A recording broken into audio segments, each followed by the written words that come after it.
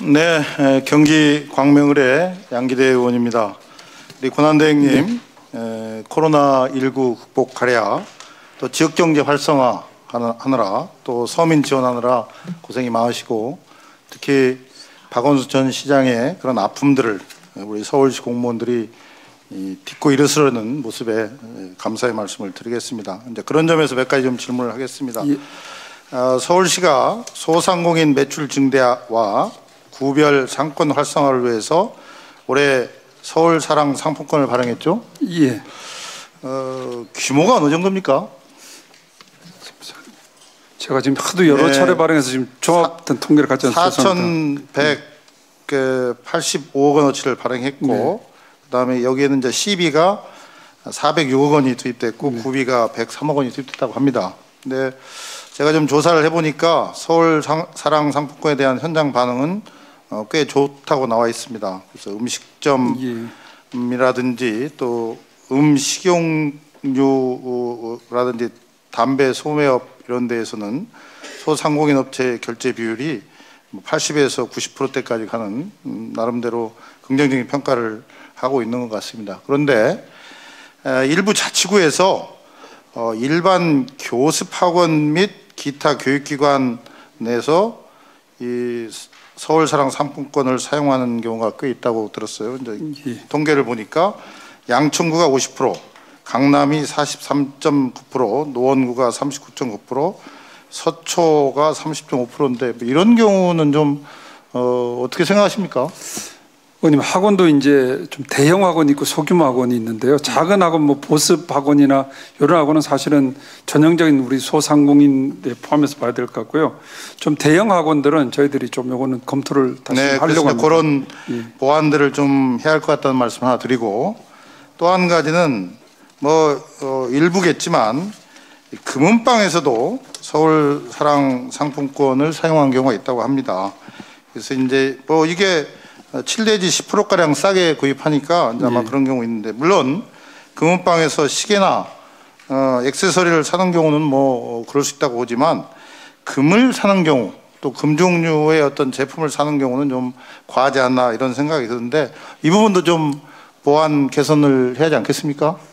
근데 이제 금은방 같은 경우는 보니까 소상공인 비율이 한 98%가 됩니다. 그러니까 네. 아주 저희들이 생각하는 것보다는 영세하고요.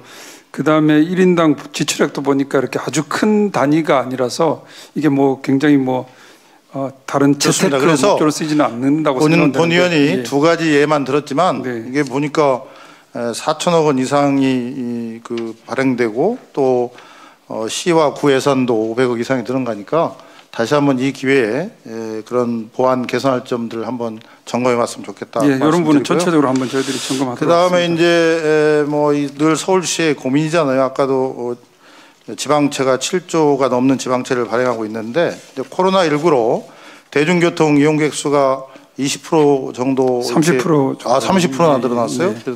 줄었군요. 줄었습니다. 그래서 뭐 지하철 또 버스의 그냥 운영 적자가 상당히 심각한데 올해 얼마나 예상이 됩니까, 적자가? 아까 제가 조금 잘못 말씀드렸는데 코로나19로 인한 지하철 손실만 아까 제가 6천억이라고 말씀드렸는데 네. 자료 보니까 4천억 정도 됩니다. 지하철이? 예. 그리고 버스가 한 2,300억, 2,300억 정도 됩니다. 2,300억. 합쳐서 한 6천억이 조금 더 되고. 그래서 올해 그 정도의 지금 운영 적자가 예상되는 거죠? 코로나19로 인한 것만 그렇습니다. 예. 아무튼 뭐 플러스 알파를 하면 더 많아질 거 아니겠습니까? 예, 기존의 그렇습니다. 적자도 많이 있었으니까. 그래서 서울시 이걸 타개하기 위해서 중앙정부의 대중교통 적자를 보전할 그런 국비 지원을 요청했다고 들었는데 맞습니까? 예, 뭐 저희들이 열심히 의원님들 찾아뵙고 있고요. 물론 이제 뭐 여러 가지 적자 요인은 여러 가지가 있습니다만은 금년 같은 경우는 코로나19라는 정말 미중의 사태였고. 알겠습니다. 또, 그래서 꼭 의원님들이 좀 관심 갖고 네, 그래서 지원 부탁드리겠습니다. 뭐 그런 자구책을 마련하고 또 노력을 하는 점에 있어서는 평가를 하지만 그렇다고 해서 또 서울시에서 우리 서민들의 가장 중요한 발인 지하철과 버스에 대해서 최대한 300원 정도의 그 요금 인상을 검토 중이라는 보도도 나왔는데 이건 어떻습니까? 의원님 저기 요금 인상을 검토 중은 아니고요. 저희들이 이 조례 새로 조례가 만들어졌는데 그 조례에 따라서 2년마다 요금의 적정성을 평가를 해야 됩니다. 그래서 그 과정을 하고 있는 거고요.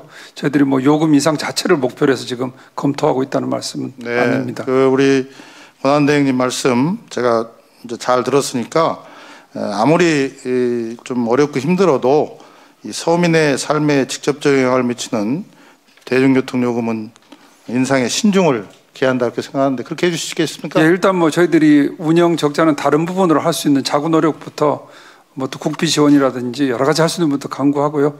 요금 인상은 최후의 수단으로서 또 시민들과 합의됐고 해서 뭐 공감대가 형성되는 그런 시기를 택해서 적정한 수준으로 할 수 있도록. 권한대행께서 요즘 일 열심히 하느라고 뭐 병원에도 갔다 오셨다는데 답변하시는 거 보니까 서민과 시민을 위해서 너무 노력했다는 게 눈에 보입니다. 잘 해주시기 바라고. 네.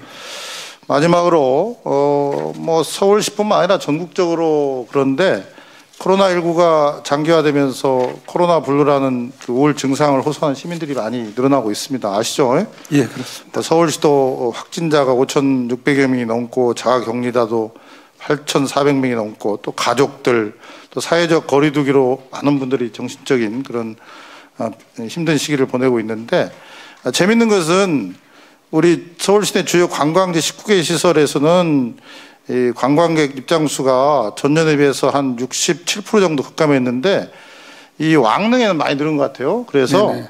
앞으로 이런 왕릉이라든지 그런 여러 가지 좋은 시설들을 코로나 블루를 극복하기 위한 그런 여러 가지 시설들을 좀 보완해서 시민들한테 좀 제공을 했으면 좋겠는데 그런 것도 좀 고려를 해보시겠습니까? 예, 뭐 시민들의 생활 패턴이 이제 달라지게 되니까 의원님 말씀대로 시민들이 좀 더 코로나 시대에 즐길 수 있는 그런 것들을 찾아서 많이 제공할 수 있도록 이렇게. 예, 그래서 이게 코로나를 일부 극복하고 경제 회복하는 것 플러스 코로나 블루 정신적인